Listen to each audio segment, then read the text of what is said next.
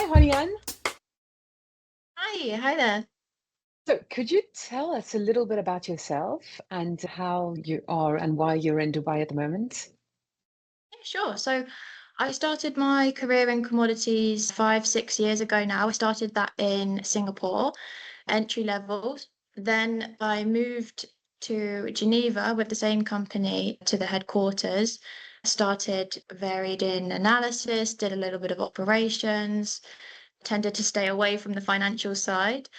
I worked with the crude desk and also the copper concentrates, nickel, lead concentrates. So I think it's not that normal to have such a wide variety of products under your belt, but they gave me that opportunity, which was great. So that really opened the door for me. And the opportunity came up for me to move to the Middle East, which is something that I really wanted to do for personal reasons. So I just took it and ran with it. So now I'm working with a company here in JLT, heading up the operations department for our oil and energy side.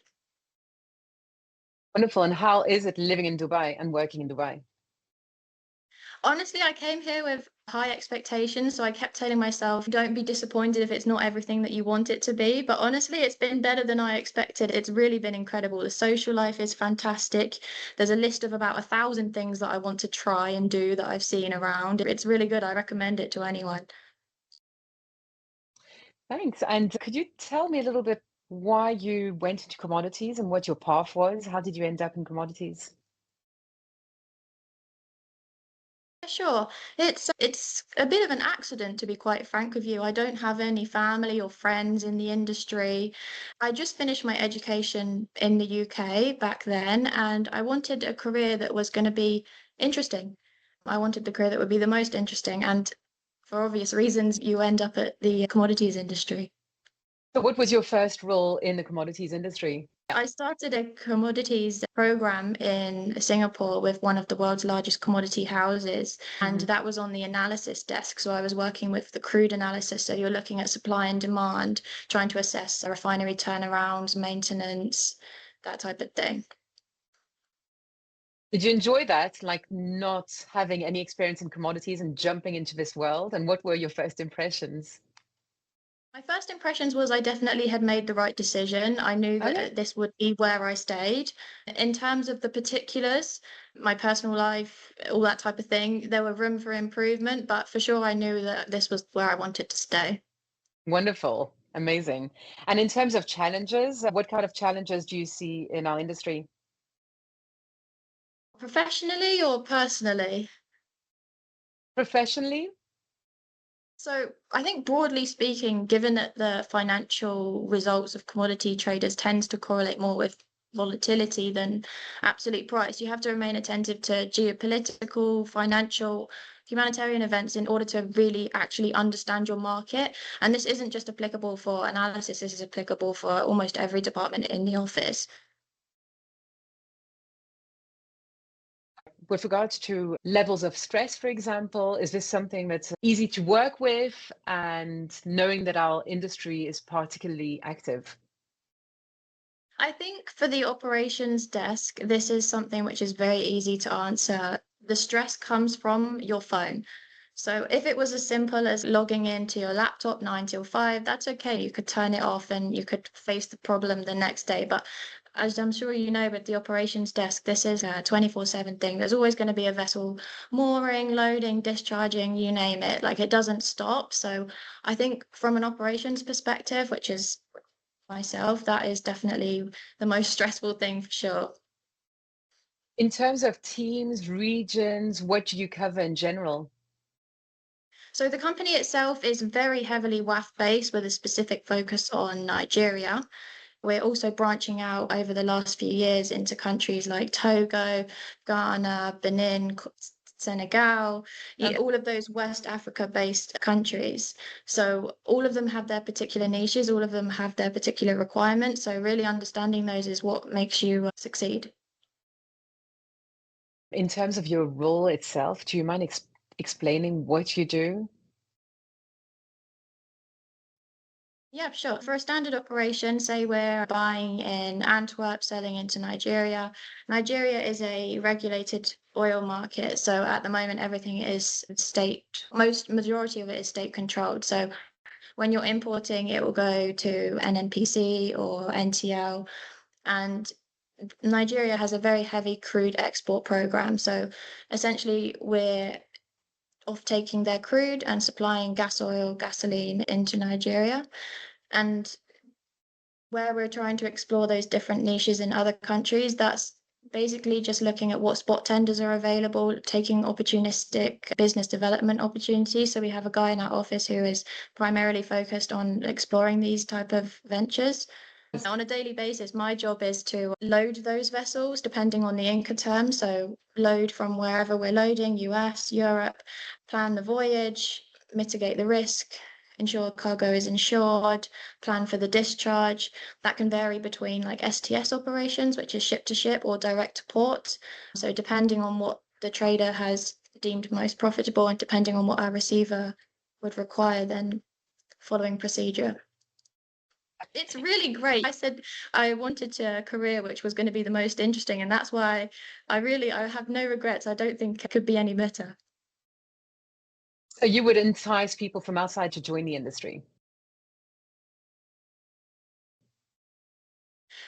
Now, this is a strange one because this kind of links into the question people ask sometimes. It's what challenges are there personally? And one of the things I always say is unless you're in this industry, you can't understand it, whether you want to or not. And I think that's just a fact that we all have to face, really. I've tried explaining it to my friends and family, and without trying to sound like you're tooting your own horn or something, it really isn't a standard 9 to 5. It requires your constant attention, and sometimes that's difficult for family members to understand. I know definitely for me, my mother doesn't understand it at all. Christmas Day, you're sat there at the dinner table and you have to pick up a call. So with regards to people from outside the industry, do you have any tips to go into the industry, like personal tips? Yeah, definitely. I think if you're new, most likely you're going to be surrounded by colleagues with decades of really invaluable experience. And whether we like it or not, by nature, this is a trial and error market. No trade can really be proved to be absolutely fully profitable and successful until all of the penultimate costs are back and finalized. So you really need like the freight invoices, the FX numbers, the hedges, the quality certificates from the operations. Only once that's all done and dusted do you have that complete final P&L figure. So I think if you learn from your colleagues who have already been there, they've done that, they've been through the trials and tribulations, I think that's your greatest source of knowledge. So use them and appreciate them. How comfortable would you be sharing where it is you see yourself in, say, 5, 10 years? Or what's your ultimate goal? And if you're okay, can I ask this question? I think it's the same as it was when I first started, which was to have a career that is interesting. And having now found that, I don't want to change that. So for sure, I want to stick in this industry. I particularly enjoy operations. That's why I'm heading up the department here in Dubai. The WAF region has brought me extreme challenges that I definitely wasn't used to before. Right now, I'm sticking with this WAF operations type of niche, but who's to say that operations can't be expanded as the company expands, so will I. I think I just to end up at a senior level position in this field. Keep it broad. Amazing. Wow, quite a lot of ambition. And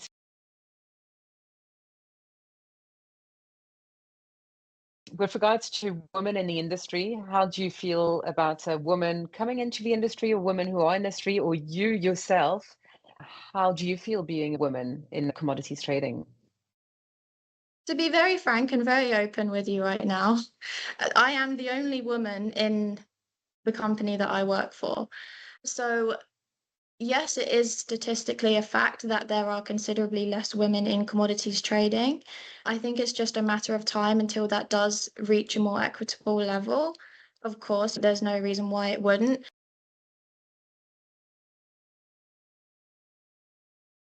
Looking forward, what changes do you think we'll see in commodities trading over the next decade? So commodity trading value pools have grown substantially, almost doubling from 27 billion in 2018 to where we are now, 52 billion. The majority of this growth was fueled by EBIT from oil trading, and overall its value would be expected to continue under any normal analysis if you ask any analysis in any oil trading company. But this is only going to attract new entrants to the market, potentially seeing a lot of new smaller commodity trading houses try to enter and take some of those smaller niches where big companies don't have the flexibility to enter, and that's only going to enhance competition. I really can't answer this question without mentioning the buzz phrase of the decade, which is the energy transition. Also, eventually, significant environmental and economic benefits will be captured from decarbonisation. The bottlenecks in value change, the inconsistencies in incentives and subsidies, and also the geopolitical turbulence have muddied the path really. Since 2013, traditional hydrocarbon investment has dropped by 50%. But despite this, the level of funds allocated to the energy transition required for preventing this type of bottleneck hasn't proven to be sufficient yet. So, as everyone kind of says, it's more to come, time will tell. Understood.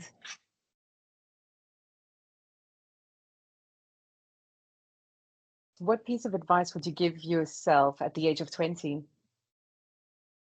I guess this links back to what I said earlier, where if you are new to the industry, you'll be surrounded by your colleagues with decades of experience. So, really using them and appreciating them.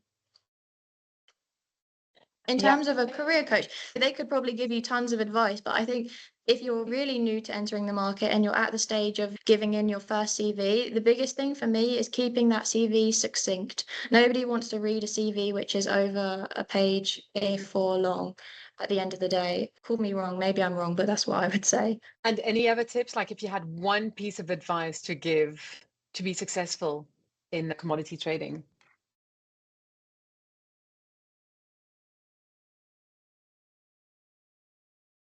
Obviously, within reason, if you have the chance, just say yes. Love it. Amazing.